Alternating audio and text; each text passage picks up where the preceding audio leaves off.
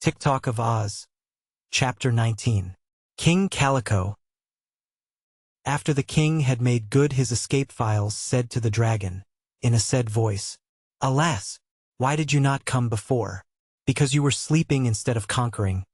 The lovely Rose Princess has become a fiddle without a bow, while poor Shaggy sits there a cooing dove." "Don't worry," replied Quox. "Tititi Hoochoo knows his business, and I had my orders from the great Jean himself. Bring the fiddle here and touch it lightly to my pink ribbon." Files obeyed, and at the moment of contact with the ribbon the Gnome King's charm was broken and the Rose Princess herself stood before them as sweet and smiling as ever. The dove, perched on the back of the throne, had seen and heard all this, so without being told what to do it flew straight to the dragon and alighted on the ribbon.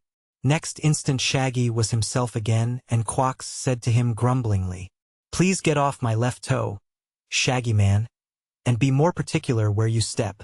"I beg your pardon," replied Shaggy, very glad to resume his natural form. Then he ran to lift the heavy diamond off Tik Tok's chest and to assist the Clockwork Man to his feet. "Monoyork thanks," said Tik Tok. "Where is the wicked king who want Ed to melt me in a cruci blee?" "He has gone, and gone for good," answered Polychrome, who had managed to squeeze into the room beside the dragon and had witnessed the occurrences with much interest. "But I wonder where Betsy Bobbin and Hank can be, and if any harm has befallen them." "We must search the cavern until we find them," declared Shaggy. But when he went to the door leading to the other caverns he found it shut and barred. "I've a pretty strong push in my forehead," said Quox, "and I believe I can break down that door, even though it's made of solid gold. But you are a prisoner, and the chains that hold you are fastened in some other room, so that we cannot release you," Files said anxiously. "Oh, never mind that," returned the dragon. "I have remained a prisoner only because I wish to be one." And with this he stepped forward and burst the stout chains as easily as if they had been threads. But when he tried to push in the heavy metal door, even his mighty strength failed, and after several attempts he gave it up and squatted himself in a corner to think of a better way. "I'll open the door," asserted Tik Tok, and going to the king's big gong he pounded upon it until the noise was almost deafening. Calico, in the next cavern, was wondering what had happened to Ragito and if he had escaped the eggs and outwitted the dragon. But when he heard the sound of the gong, which had so often called him into the king's presence, he decided that Ragito had been victorious. So he took away the bar, threw open the door and entered the royal cavern. Great was his astonishment to find the king gone and the enchantments removed from the princess and Shaggy. But the eggs were also gone, and so Calico advanced to the dragon, whom he knew to be Tititi Hoochoo's messenger, and bowed humbly before the beast. "What is your will?" he inquired. "Where is Betsy?" demanded the dragon. "Safe in my own private room," said Calico. "Go and get her," commanded Quox. So Calico went to Betsy's room and gave 3 raps upon the door. The little girl had been asleep, but she heard the raps and opened the door. "You may come out now," said Calico. "The king has fled in disgrace and your friends are asking for you." So Betsy and Hank returned with the royal chamberlain to the throne cavern, where she was received with great joy by her friends. They told her what had happened to Ragito, and she told them how kind Calico had been to her. Quox did not have much to say until the conversation was ended. But then he turned to Calico and asked, "Do you suppose you could rule your gnomes better than Ragito has done?" "Me?" stammered the chamberlain, greatly surprised by the question. "Well, I couldn't be a worse king, I'm sure." "Would the gnomes obey you?" inquired the dragon. "Of course," said Calico. "They like me better than ever they did Ragito. Then hereafter you shall be the metal monarch, king of the gnomes, and Tititi Hoochoo expects you to rule your kingdom wisely and well," said Quox. "Hooray!" cried Betsy. "I'm glad of that, King Calico. I salute your majesty and wish you joy in your gloomy old kingdom." "We all wish him joy," said Polychrome, and then the others made haste to congratulate the new king. "Will you release my dear brother?" asked Shaggy. "The ugly one?"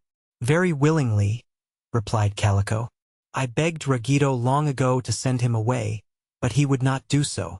I also offered to help your brother to escape, but he would not go.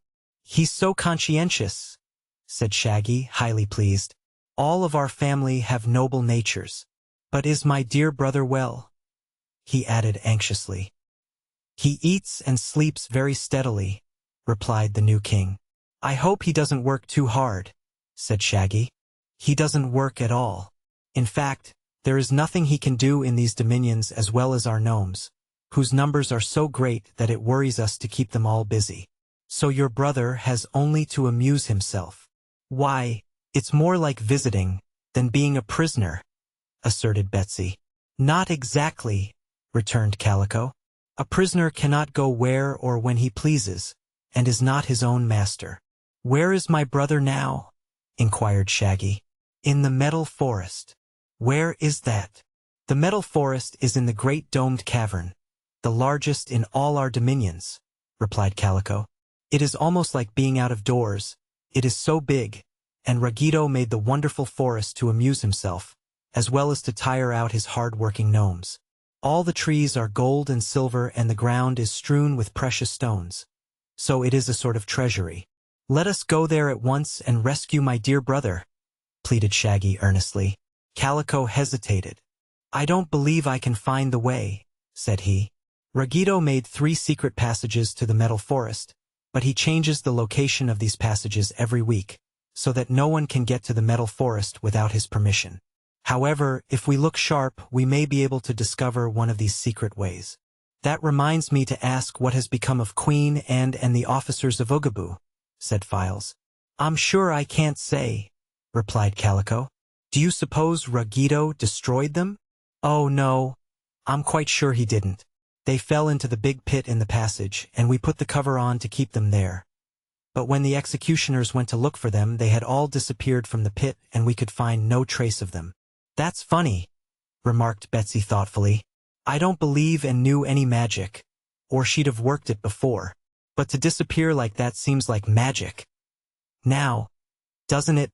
They agreed that it did, but no one could explain the mystery. "However," said Shaggy, "they are gone, that is certain, so we cannot help them or be helped by them. And the important thing just now is to rescue my dear brother from captivity." "Why do they call him the Ugly One?" asked Betsy.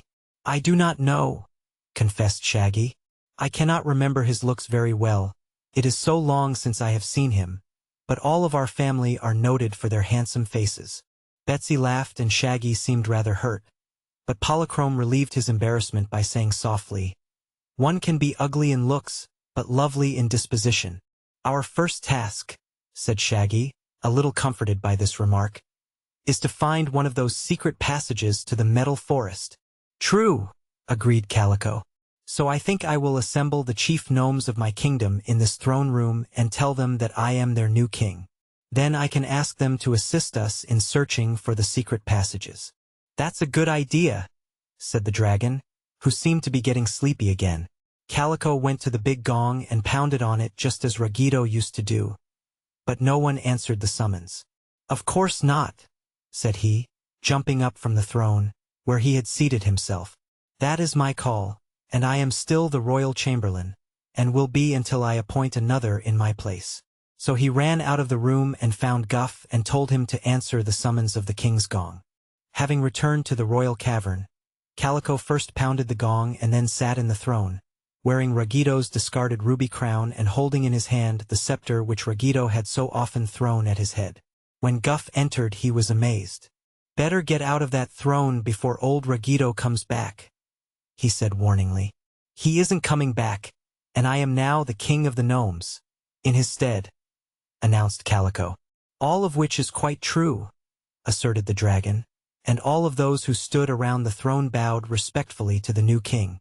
Seeing this, Guff also bowed, for he was glad to be rid of such a hard master as Rugito. Then Calico, in quite a kingly way, informed Guff that he was appointed the royal chamberlain, and promised not to throw the scepter at his head unless he deserved it. All this being pleasantly arranged, the new chamberlain went away to tell the news to all the gnomes of the underground kingdom, every one of whom would be delighted with the change in kings.